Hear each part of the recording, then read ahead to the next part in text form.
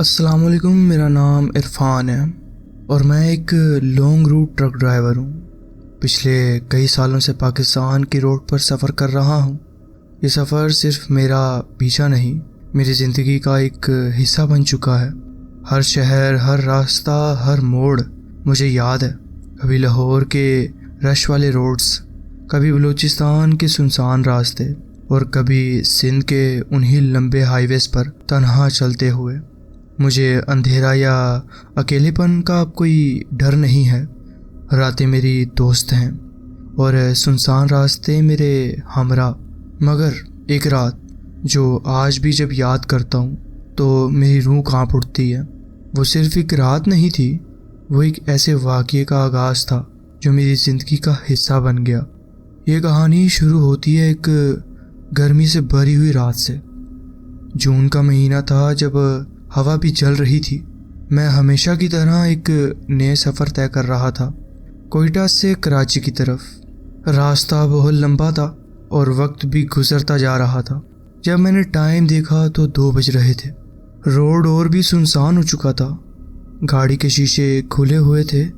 हवा तेज़ थी, मगर ये वो ठंडक भरी हवा नहीं थी जो सफ़र को आरामदा बनाए, बल्कि एक गर्म, बोझल और बेचैन कर देने वाली हवा थी जो पसीने को सूखने भी नहीं देती थी।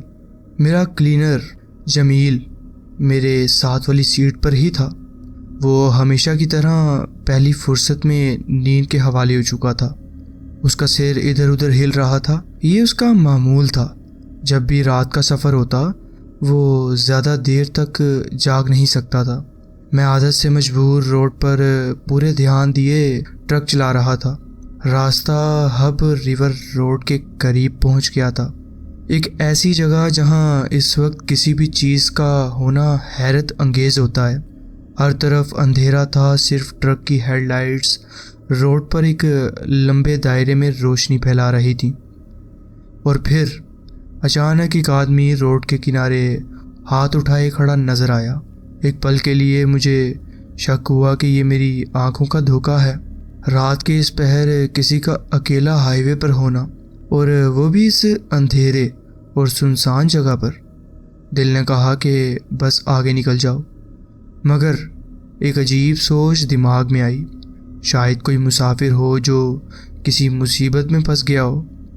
इंसानियत भी तो एक चीज़ होती है ना। मैंने ब्रेक दबाई और ट्रक धीरे धीरे रुक गया। आदमी धीरे से आगे आया। लंबा पतला कद, सफ़ेद लिबास और चेहरा। उसका चेहरा अजीब सा था, वैसे जैसे पानी में भीगा हुआ हो या शायद पसीने से तर हो। मगर वो था कि उसने अपना सर ऊपर नहीं किया। उसने धीमी आवाज़ में कहा, भाई कराची जाना है। एक ऐसी आवाज़ जो इतनी ठहरी हुई थी कि रात के सन्नाटे में भी अजीब लग रही थी।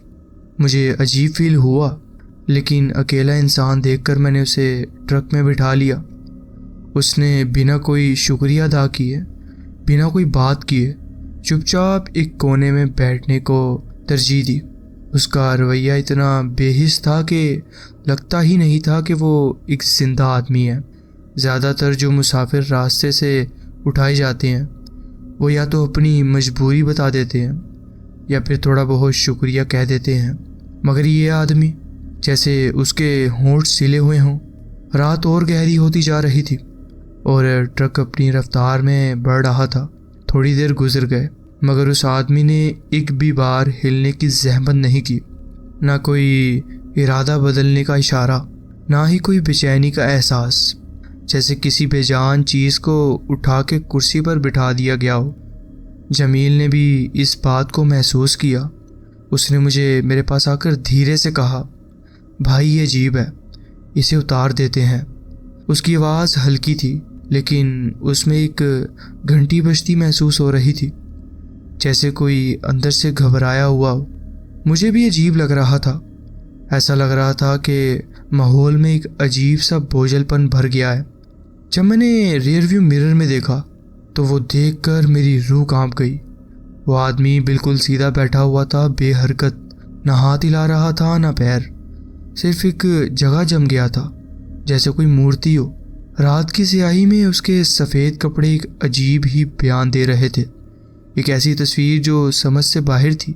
उसका सिर थोड़ा झुका हुआ था, लेकिन पता नहीं क्यों मुझे महसूस हो रहा था कि वो सिर्फ मुझे ही देख रहा है। मैंने ज़रा ज़ोर से पूछा, भाई वैसे कराची में आपने कहाँ जाना है? उसने धीरे से अपना सर उठाया और भाई जो मैंने देखा, आज भी मेरी रूह कांप जाती है उसे सोचकर। उसका चेहरा वैसे का वैसा ही था, बिना किसी इजहारत के, जैसे किसी को कोई फ़र्क नहीं पड़ता। मगर उसकी आँखें, मेरी ज़िंदगी का सबसे भयानक मंजर था वो। उन आँखों के अंदर सिर्फ अंधेरा नहीं था, बल्कि कुछ और था। एक अजीब सी गहराई, एक ऐसा मंजर जो इंसानी आँखों का हिस्सा नहीं लगता था। पर सबसे डरावनी बात यह थी कि उसकी आंखें गड्ढे से बाहर लटक रही थी, जैसे किसी ने उन्हें जोर से खींच दिया हो, लेकिन वो अब किसी तरह उसके चेहरे से जुड़ी हुई थी। मेरे हाथ से स्टीयरिंग छूटने ही वाला था। दिमाग एक झटके से सुन्न हो गया था। पाँव से क्लच और एक्सीलरेटर का एहसास छूट गया था। हर जगह अंधेरा छाने लगा था। मैंने फौरन ब्रेक्स लगाई और ट्रक एक झटके से रुक गया। ब्रेक्स की चीखती आवाज़ ने रात के सन्नाटे को चीर दिया। जमील चीख मारकर अपनी सीट से हिल गया, लेकिन उसका चेहरा बेचैन था। उसके चेहरे पे डर लिखा हुआ था, जैसे कोई जिंदा तो बच गया हो, लेकिन उसकी जान निकल गई हो। मैंने झट से पीछे देखा, मगर कुर्सी खाली थी। हवा एकदम से इतनी भारी हो गई थी कि सांस लेना मुश्किल लगने लगा था। महसूस हो रहा था जैसे पूरी ट्रक किसी अनदेखी कुव्वत की गिरफ्त में है। जमील बेहोश हो गया और मेरी आंखों के सामने हर चीज़ धुंधली होने लगी। तभी मुझे महसूस हुआ कि कोई मेरे बिल्कुल करीब है, बिल्कुल मेरे कान के पास। एक ठंडी चीखती हुई आवाज़ आई। मेरी बॉडी जम गई, जैसे किसी ने मुझे जंजीरों से बांध दिया हो। मेरी आंखें सामने रोड पर जम गईं, लेकिन मुझे अपनी कमर पर किसी की सांसें महसूस हो रही थी, गर्म, बोझल और अजीब सी सांसें, जैसे कोई सिर्फ एक आधा कदम दूर हो मुझसे। फिर एक चीज़ हुई, एक ऐसी चीज़ जो मेरे होश उड़ा देने के लिए काफ़ी थी। मेरे ट्रक की इग्निशन खुद ब खुद बंद हो गई। न मैंने चाबी घुमाई, ना ही कोई बटन दबाया, मगर इंजन एकदम से बंद हो गया, जैसे किसी ने जानबूझकर उसका दम घोंट दिया हो। उस वक्त सिर्फ एक ही चीज़ सुनाई दी जा रही थी, मेरी तेज़ी से धड़कती हुई दिल की धड़कन। पूरा रोड अंधेरे में डूब चुका था। गाड़ी की हेडलाइट्स भी धीरे धीरे कमज़ोर पड़ने लगी, जैसे कोई रोशनी को गिरफ्त में ले रहा हो। पूरा माहौल अजीब सा महसूस हो रहा था, जैसे कोई हम दोनों को देख रहा हो, जैसे हर तरफ कोई ना दिखने वाला साया छुपा बैठा हो। एक पल के लिए सब कुछ रुक गया, सिर्फ एक सन्नाटा, एक मरीक सी हवा जो ट्रक के अंदर भर रही थी। और फिर अचानक एक ऐसी चीज़ हुई जो मेरी जान सुखाने के लिए काफ़ी थी। किसी ने ट्रक का दरवाज़ा ज़ोर से खोल दिया। एकदम इतनी ज़ोर से आवाज़ आई कि लगा जैसे किसी ने लोहे का एक बड़ा टुकड़ा ज़मीन पर पटक दिया हो। दरवाज़ा एक झटके से खुला और एक बेनम सी ठंडक हवा अंदर दाखिल हुई।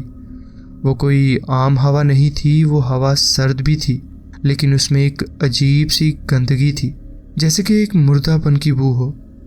जमील जो बेहोश पड़ा हुआ था अचानक होश में आया, जैसे किसी ने उसके जिस्म में एकदम जान डाल दी हो। उसने आंखें खोली और सिर्फ एक पल ट्रक के अंदर देखा और फिर चीखता हुआ बाहर भाग गया। ऐसी चीख जो सिर्फ मौत के करीब इंसान निकालता है। मैं भी फौरन ट्रक के दरवाजे से नीचे कूद गया। मेरे पैर ज़मीन पर लगे भी नहीं थे कि मैंने भागने का सोच लिया। जमील आगे आगे और मैं उसके पीछे। हम दोनों रोड पर बिना पीछे देखे भागते रहे। कहाँ जा रहे थे कोई नहीं जानता था, बस एक ही मकसद था, जितना दूर हो सके उतना दूर भागना। 5 मिनट तक बिना रुके भागने के बाद जब सांस लेने का होश आया, तब हमने मुड़कर ट्रक की तरफ देखा, और जो देखा वो मेरी ज़िंदगी का सबसे बड़ा डर था। ट्रक वहीं खड़ा था जहां मैंने उसे रोका था, मगर उसका कलर पूरे का पूरा काला हो चुका था, जैसे किसी ने उस पर रात की स्याही डाल दी हो। एक ऐसी स्याही जो सिर्फ रोशनी ख़त्म करने के लिए होती है। उसका एक भी हिस्सा पहले जैसा नहीं लग रहा था। जैसे कोई अजीब चीज़ उसे छू कर गुजर गई हो। और अंदर जो आदमी बैठा था वो अब भी वही था, लेकिन अब उसका चेहरा साफ दिख रहा था। और भाई, वो सिर्फ एक चेहरा था, सिर्फ एक चेहरा, बिना किसी जिस्म के। जैसे कोई मास्क हवा में तैर रहा हो। उसकी आंखें अब भी उसके गड्ढे से बाहर लटक रही थी, मगर इस बार उसके होंठों पे एक अजीब सी मुस्कुराहट थी। एक ऐसी मुस्कुराहट जो सिर्फ वो दे सकता है जो इंसान नहीं होता। मेरी हिम्मत नहीं हो रही थी कि मैं दोबारा ट्रक के पास जाऊं। पैर जम गए थे, दिमाग ने काम करना बंद कर दिया था। ये ट्रक मेरा था, ये रोड मेरा जाना पहचाना था, मगर ये जो हो रहा था वो इस दुनिया का नहीं लग रहा था। उसी वक्त एक और ट्रक दूर से आता नजर आया। उसकी हेडलाइट्स रोड पर सीधा पड़ रही थी। एक पल के लिए महसूस हुआ कि शायद ये कोई असलियत का हिस्सा है, शायद हम अब भी जिंदा हैं। मैंने फौरन हाथ दिया और ट्रक रुक गया। उसका ड्राइवर एक बड़ा मोटे जिस्म का आदमी था जो शायद किसी और शहर से लम्हे सफ़र तय कर रहा था। उसने खिड़की से झांक कर हमें देखा, फिर अजीब सी नज़र से बोला, तुम दोनों इतने घबराए हुए क्यों हो? मैंने हिम्मत जताई, ज़ुबान का बोझ तोड़कर, भाई वो ट्रक नहीं है जो दिख रहा है। वो जो कुछ देर पहले हमसे नॉर्मल बात कर रहा था, अब वो भी ज़रा घबराया हुआ लग रहा था। जैसे ही उसकी नज़र पीछे मेरे ट्रक पर पड़ी, उसका चेहरा पीला पड़ गया, जैसे उसकी रग रग से खून निकल गया हो। उसकी आंखें एक पल के लिए ट्रक के उस सीट पर जम गईं जहां वो अजीब शख्स बैठा हुआ था, और फिर बिना एक लफ्ज़ कहे उसने ट्रक का दरवाज़ा खोला और कहा, चलो यहाँ से निकलते हैं। उसका ये कहना था कि हम दोनों बिना एक पल ज़ाया किए उसके ट्रक में चढ़ गए। मैंने एक पल के लिए सोचा भी नहीं कि मैं अपना ट्रक छोड़कर जाने की बेवकूफ़ी में हूँ, मगर जब मैंने फिर से पीछे देखा तो मेरी रगों में सिर्फ एक ही चीज़ दौड़ रही थी, खौफ। हम तेज़ी से वहाँ से निकल गए। जिस रफ्तार से वो ड्राइवर अपना ट्रक चला रहा था, उससे साफ लग रहा था कि सिर्फ हम ही नहीं, वो भी किसी ऐसी चीज़ का शिकार हो गया हो जो इस दुनिया की नहीं थी। रात भर सफ़र करने के बाद जब हम कराची पहुँचे तो मेरी हालत वैसी ही थी जैसे किसी मुर्दा को जिंदा करके सड़क पर डाल दिया हो। मेरे हाथ कांप रहे थे, गर्दन अब भी पीछे देखने की हिम्मत नहीं जता रही थी। जमील तो पूरे रास्ते चुप रहा था, जैसे उसकी ज़ुबान बंद हो गई हो। और वो ड्राइवर, उसने एक बार भी पीछे देखने की कोशिश नहीं की थी। जब सुबह हुई तब भी मेरी रूह कांप रही थी। मैंने फैसला कर लिया, मैं वापस नहीं जाऊंगा। वो ट्रक जो 10 साल तक मेरे साथ था, जिसमें मेरी मेहनत छुपी थी, जिसमें मैंने दिन और रात एक किए थे, अब मुझे उसके करीब भी जाने का मन नहीं कर रहा था। मैं जानता था अगर मैं वापस गया तो शायद एक और हादसे का सबब बनूं, लेकिन ट्रक तो वापस लाना था। इसलिए मैंने अपने दोस्त राशिद को फ़ोन किया। राशिद भी एक ट्रक ड्राइवर था, लेकिन उसका दिल मुझसे ज़्यादा मजबूत था। मैंने उसे कहा, भाई मेरा ट्रक वहीं पड़ा है, तू जाकर उसे वापस ले आ। राशिद हंसने लगा, इरफान तू भी अजीब है, एक ट्रक की वजह से इतना घबरा गया। मैं जा रहा हूँ, थोड़ी देर में तुझे फ़ोन करता हूँ। लेकिन जब उसका फ़ोन आया तो उसकी आवाज़ बिल्कुल बदल चुकी थी। उसकी आवाज़ कांप रही थी, इरफान भाई यहाँ कोई ट्रक है ही नहीं। मेरे पैरों तले ज़मीन निकल गई। क्या? हाँ भाई, जहाँ तूने बताया था वहाँ सिर्फ एक जला हुआ दरख्त है, उसका आधा हिस्सा भी काला पड़ चुका है, जैसे उसे किसी ने जिंदा जला दिया हो। मेरे हाथ से फ़ोन गिरते गिरते बचा। वहाँ ट्रक होना चाहिए था, लेकिन अब वहाँ सिर्फ एक जला हुआ दरख्त था, एक ऐसी निशानी जो ये बता रही थी कि जो कुछ हुआ था वो सिर्फ एक सपना नहीं था। आज भी जब मैं इस रात के बारे में सोचता हूँ तो मेरी रूह कांप जाती है। वो आदमी कौन था? क्या वो इंसान था भी या नहीं? क्या वो सिर्फ एक मुसाफिर था, या कोई ऐसी चीज़ जो किसी का सफ़र कभी ख़त्म होने नहीं देती थी? उस रात के बाद मैंने ट्रक चलाना छोड़ दिया।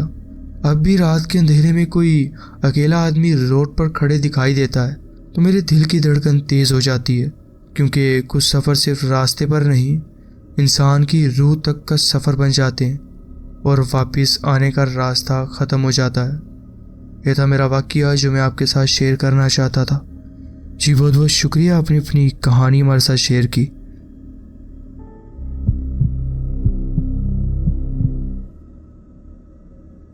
अस्सलाम वालेकुम।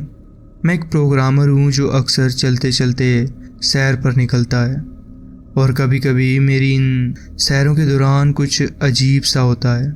मुझे समझ नहीं आता कि ये बात कहाँ से शेयर करूँ, लेकिन मुझे लगता है कि मैंने हर जगह से गुज़र कर देख लिया है।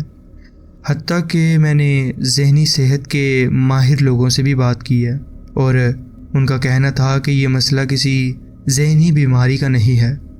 मुझे ये समझने की कोशिश है कि क्या किसी और के साथ भी ऐसा कुछ हुआ है, या वो किसी ऐसे शख्स को जानता है जिसके साथ ऐसा हुआ हो, या कम से कम किसी के पास इसकी कोई वजाहत हो कि मेरे साथ हो क्या रहा है। मुझे असल में सुनने की ज़रूरत है, क्योंकि मुझे महसूस होता है कि मेरी सोच ख़त्म होती जा रही है। मसला ये है कि जब मैं अपने कुत्ते के साथ लाहौर के DH फेस 5 के इलाके में सैर कर रहा होता हूँ तो कभी कभी एक अजीब सी याद आ जाती है। अजीब बात यह है कि वो याद उसी जगह इस वक्त ही महसूस होती है, लेकिन वो याद इतनी पुरानी महसूस होती है जैसे सदियों पहले की हो और मैं सिर्फ 33 साल का हूँ। वो यादें ना सिर्फ पुरानी लगती हैं बल्कि वो इतनी हाई डेफिनेशन में होती हैं कि उनका बयान मुश्किल है, और वो अजीब तरीके से इंटरेक्टिव भी होती हैं।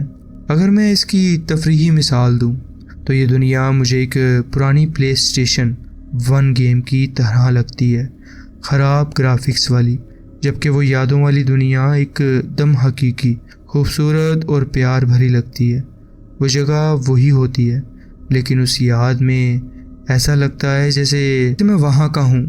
घर जैसा महसूस होता है, इतना ज़्यादा प्यार और फैमिलियरिटी होती है कि वो महसूस दिल को छू जाती है।